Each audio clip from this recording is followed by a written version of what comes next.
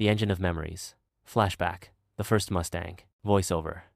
Some memories don't come wrapped in paper or tied with ribbons. Some are made of metal, rusted, loud, and full of soul. Stephen was 17 when his father Ernesto brought home the car.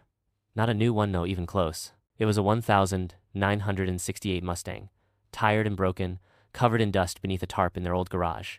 But to Stephen, it was perfect. Voiceover. "This car," his father said, resting a hand on the hood, "has more life in it than most people I know. It just needs someone to believe in it again."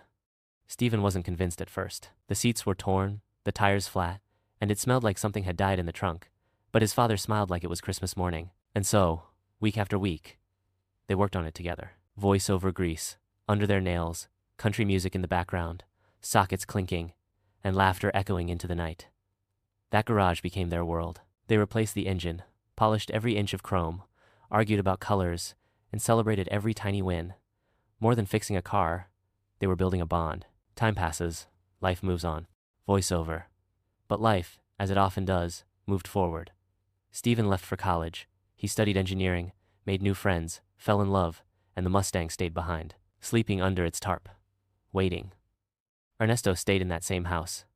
The garage felt bigger, quieter now, but every time he walked past the car, he smiled. He remembered the spark in Stephen's eyes, the way he once said, "When I graduate, I'll take this baby on a real road trip."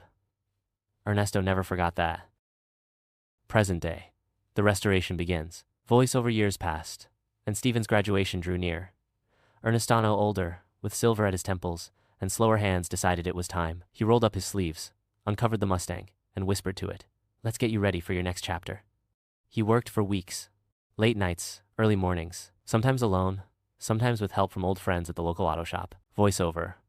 Every bolt tightened was a memory retightened. Every paint stroke, a moment revived. He didn't change everything. One scratch on the dashboard he left intact. Stephen had made it with his key on the day they finished the original build. Voiceover. Some marks aren't flaws, they're proof you were there. The graduation day. Voiceover.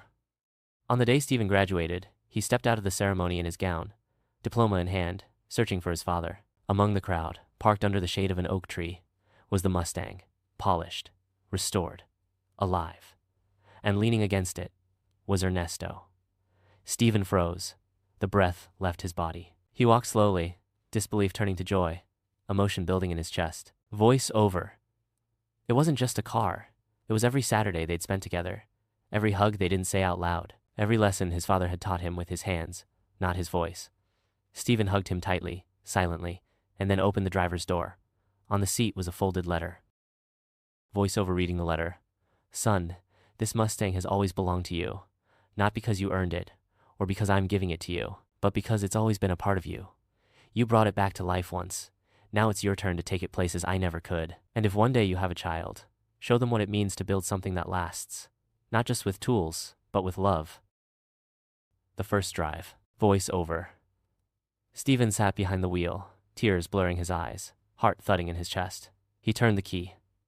The engine roared like it had never stopped, and together father and son they drove through town, windows down, laughter echoing again. They passed the school, the diner, the garage, memories rushing by like telephone poles on the highway. Final scene. The open road. Voiceover. Later that evening, they reached the edge of town. Ernesto stood by the roadside, watching his son prepare for the long drive ahead. Stephen got out, walked over, and hugged him once more. Longer this time. He didn't need to say thank you. It was all there in the letter, in the car, in the years between them. He got back in. The Mustang growled softly, eager for the road. Voiceover. And as the sun set behind him, Stephen drove off into the distance, his past in the rearview mirror, and the future humming beneath his hands. Because sometimes, the greatest gifts aren't bought. They're rebuilt. With time, with love, and with memories that never stall.